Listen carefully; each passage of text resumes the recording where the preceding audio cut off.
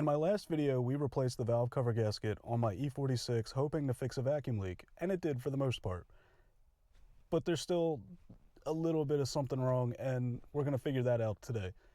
I bought mass airflow sensor cleaner and carb cleaner in hopes to, one, clean the mass airflow sensor because I'm sure it's dirty, and two, we're going to take out the idle air control valve and spray that down and hope that it's not stuck.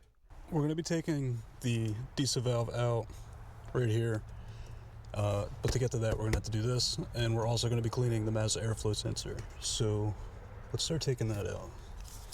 I think this right here, you just push this down. Alright, and so while I want to point out that yes, replacing the valve cover gasket did help, and same with the injectors, I still have codes, and I wanted to point out that these codes are intermittent and only happen when the car is in park idling for more than 5 minutes. So with that being said, that leads me to believe that the issue is somewhere in this area. The mass airflow sensor just being dirty, not getting enough airflow. I could generally assume that when the car is in park, just idling, it's not getting as much air as if it were in drive, just idling. So with that being said, maybe the mass airflow sensor is just a little too dirty and not getting a proper reading when it's in park because it's not getting enough air and, you know, dirty. Or the issue could be the idle air control valve is either stuck open, which would make sense for a lean code. It's getting too much air and not enough fuel. And there we have a mass airflow sensor. Kind of looks like, you know those like old fighter planes? Like the crosshairs? Have you ever played War Thunder? That's what that looks like to me. Yeah, so basically we're just gonna soak some of this onto the mass airflow, so I'm gonna do that right now.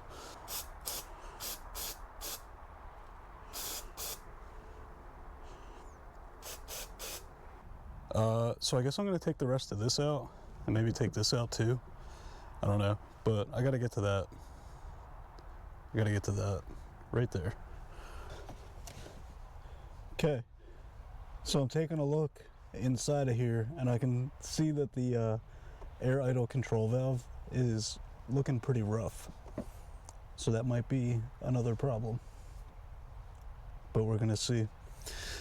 I just got to figure out how to get this thing out. This diesel valve. So while I do that, I'm gonna turn the camera off for a second. So we're back with day 2 of this video, and now it's time to clean the idle air control valve. So I gotta take everything back out, and I'm gonna pull you guys closer in a second, but yeah, here we are. Okay, so it's looking like we do have to take the lower intake boot off, which really isn't that big of a deal, but does kind of suck that we can't just leave it. We got the lower intake boot out. I don't know if you had to do that, but it definitely feels like it's going to make it a little bit easier. Now we can just kind of wiggle this out. There we go. Come on. Yep, there we go. And we got it out. Holy crap, is that dirty. And it doesn't move. It's supposed to make a clinking sound, and it's not. My microphone is like right here. You can't hear anything. It's supposed to move. Okay, so now that that is out, I'm going to be using this Valvoline carbon throttle body cleaner. And that should just break up whatever's going on in here. Literally just going to do this. So I'm actually going to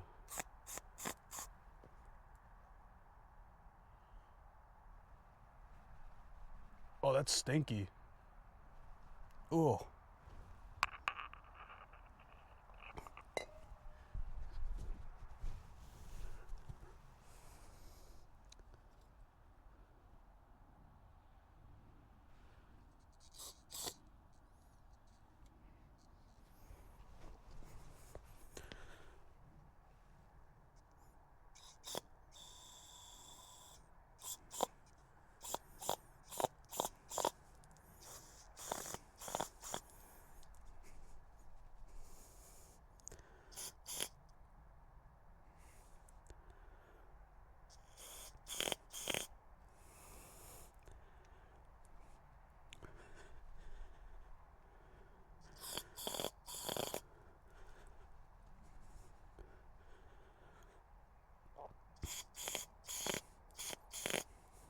There's a little,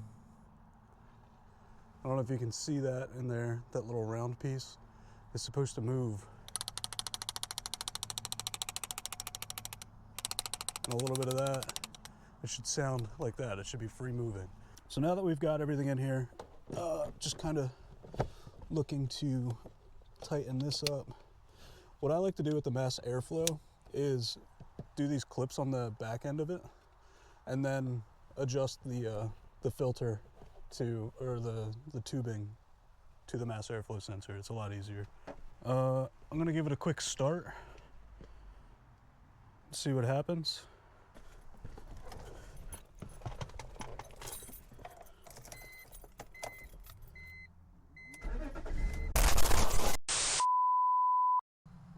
Oh shit. Dummy. You know what I forgot, guys? The mass airflow sensor. Forgot to plug it in. So there we go. Okay, so that's plugged in. Everything's all buttoned up. I forgot that and turned it on. It ran fine. That's probably why it stuttered when I first started it. Okay, so we're gonna turn it on. Let me wipe my camera off. We're gonna turn it on. See what happens.